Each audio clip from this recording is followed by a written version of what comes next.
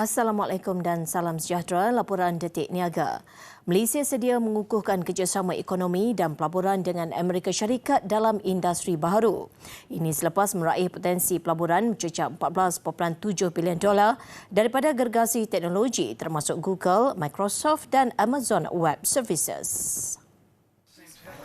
Kesediaan itu juga selain komitmen pelaburan daripada syarikat Abbott Laboratories dan Boeing. Perkara itu dinyatakan Perdana Menteri Datuk Seri Anwar Ibrahim ketika pertemuan dua hala dengan Setiausaha Negara Amerika Syarikat Antony Blinken. Pertemuan 40 minit itu berlangsung di luar sidang kemuncak ASEAN ke-44 dan ke-45 di Laos. Sementara itu, Datuk Seri Anwar juga menyertai mesyuarat pimpinan ASEAN bersama delegasi Amerika Syarikat diketuai Blinken. Mesyuarat membincangkan usaha memperluas kerjasama serta mengukuhkan perkongsian strategik komprehensif ASEAN-Amerika. Sementara itu, di pentas ASEAN, Malaysia turut menyatakan komitmen untuk memperluas kerjasama ekonomi bersama Kanada dalam pelbagai bidang termasuk sektor halal.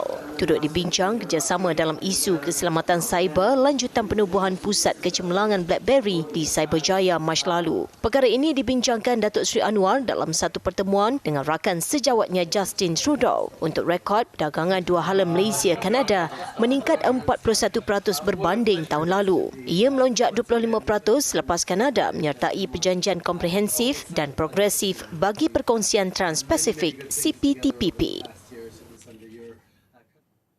Perdagangan borong dan runcit mencatat pertumbuhan 4.7% dengan nilai jualan lebih RM149 bilion pada Ogos. Ini didorong subsektor perdagangan runcit yang meningkat 5.9% kepada RM64 bilion.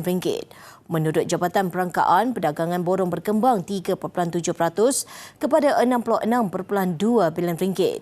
Prestasi itu mencerminkan permintaan pengguna berterusan dalam keadaan pasaran stabil.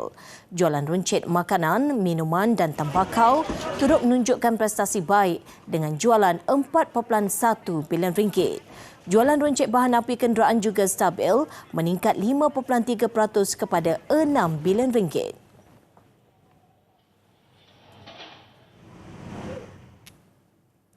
Malaysia Productivity Corporation memperkenalkan garis panduan pengurusan kenderaan elektrik dan bateri EV-BM bagi memastikan pengurusan EV yang selamat dan mampan. Ia menawarkan rangka kerja jelas kepada perniagaan untuk menguruskan EV dan bateri.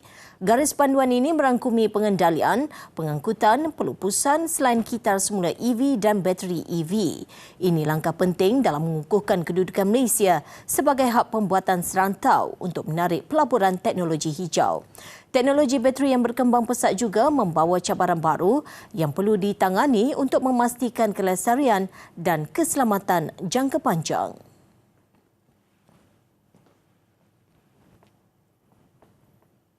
Bursa Malaysia ditutup rendah hari ini. Ia susulan data inflasi Amerika Syarikat yang lebih tinggi berbanding jangkaan awal. Pada jam 5 petang, FBM KLCI turun 7.39 mata kepada 1,633.55. Kaunter rugi mendahului untung pada 546 berbanding 417, manakala 529 kaunter diniagakan tidak berubah. Menurut UOB Kehiana Wealth Advisors, pergerakan saham minggu depan akan bergantung kepada indeks harga pengeluar sebagai petunjuk hala tuju kadar faedah rizab persekutuan. Sekian laporan Urus Niaga, teruskan menonton TV3. Salam hormat.